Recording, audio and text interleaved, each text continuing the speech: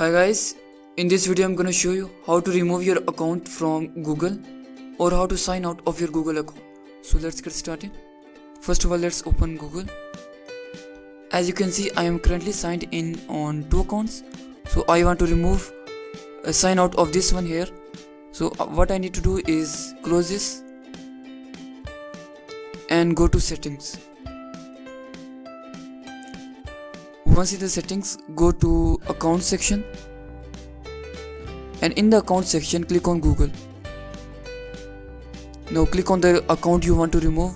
For example, I will click on this one. Now click on more and click on remove account. Again click on remove account. Now let's check if our account has been removed or not. Let's wait a few minutes.